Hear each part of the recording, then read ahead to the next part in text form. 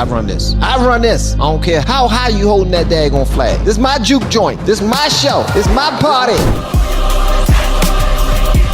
That said that if that Hunter Biden laptop story have any arguments against that right now, and I want to see how it goes. I'm a Trump supporter as myself as well. The only other person running on the Republican side that even makes sense to me would be Vivek. Whatever happened to DeSantis? Everyone was saying DeSantis is a good choice. DeSantis. Now I don't hear him at all. All I'm hearing is Vivek. He's made a lot of poor decisions. Oh, okay. Presidential run, like actually even running this time. I think that if he waited 4 years and ran, then it would probably be better for him. His time would probably be a little bit, it'd be more his time. Right now, Trump, he's a juggernaut. System knows, and they're doing everything they can to try and stop him. Every dirty trick there, I've never seen anything like this in my life. I'm a little bit older than you, and I don't know what's becoming of our country when things like this are happening. And I don't know, it's tough to describe. So I mean, he's a huge threat to the opposite side. So when they see that they got something on him, if I was on the left, I will run with that play too.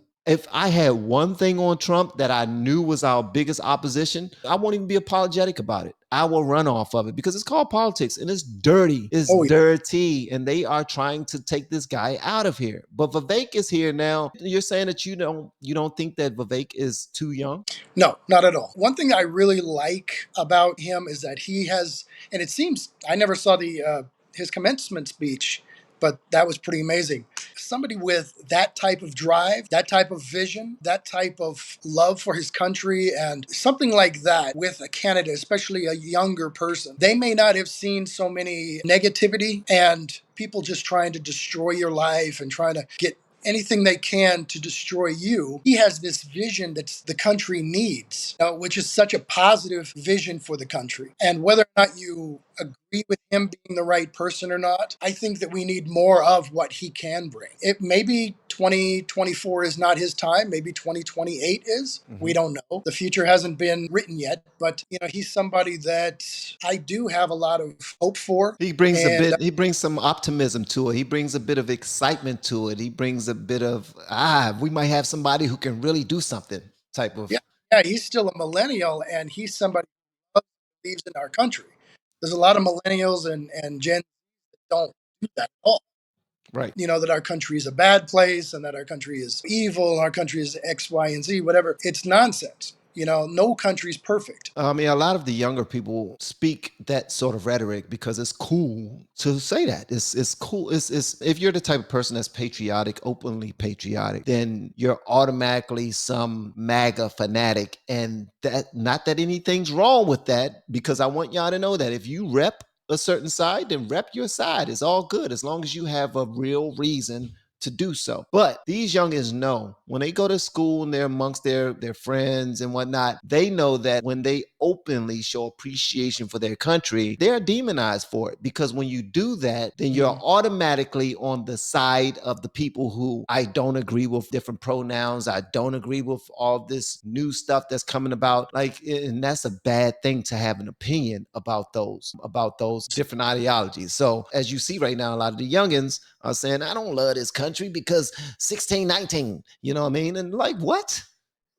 That's stupid. Well, it's funny that when you're younger, you have this, your ideas are based off of what people are telling you and your peer pressure and what you think the world should be like. And then as you get a little bit older, you become a parent, you out in the real world for a while, you actually start to realize how the world actually is. Right. Your views start to change because you mature. The frontal lobe of the brain actually is where your cognitive reasoning is from. It doesn't fully mature until 25. Right. And so, if you've ever noticed somebody at the age of, 18, they're not the same person they are when they're 21. And when they're 21, they're not the same person they are when they're 25. And when they become 30, they mature and mature and mature as time goes on. And, when the younger people are very enthusiastic, I love that drive and I love that enthusiasm. But if you're not doing it for something that is, I don't know, the results would be very positive, a lot of people are going to push back. And, the older folks When even call ourselves being that much older, but the older folks, we understand a little bit. We've been through a lot. We've seen Right. how light your butt, and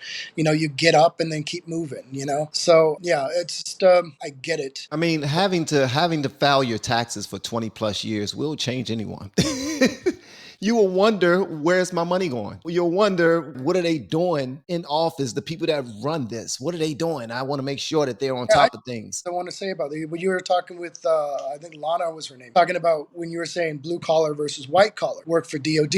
I mean, I was military and I've worked for the government for some time. When you're talking about the difference between, the enlisted and the officer ranks, there's that same thing, the white collar, the blue collar. There are people like Vivek, I think, people like Donald Trump, who they're natural leaders. They would be in an officer type of position and they would lead properly. And there's a lot of people who end up in management type of positions that should never be there. And that's what you see a lot of times in Washington. You see a lot of times in other politicians. And you couldn't trust him as far as you could throw him. And unfortunately, like our current president, he's been in working for government in politics for like 50 years. I mean, just the level of corruption you already know. And for that long, I mean, there's got to be some level of that, unless everybody in the establishment hates you. And that means you're not playing ball with them. And that's, I think, one of the reasons why Trump was so popular with the people and so unpopular with the establishment, both Republican and Democrat. That I mean, is he true. basically had to come in and kick the crap out of the Bushes, He did. that family.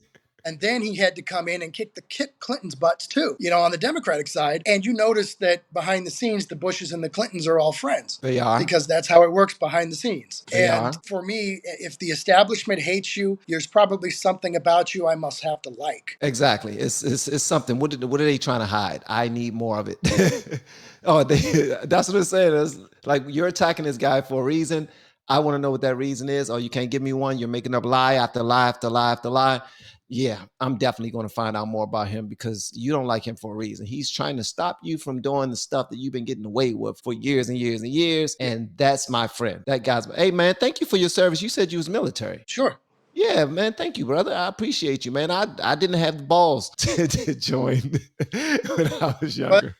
Everybody, but after 9/11, I said, I got to do my duty, and I did. So Bless you, bro. yeah. So anyway, Bless you, Sailor John. I appreciate you, man. Sailor John, thank you so much, my brother, and thank you for adding value to this channel and to this show. I really appreciate it, and hopefully you and your family enjoy the rest of your Sunday. all right, God bless.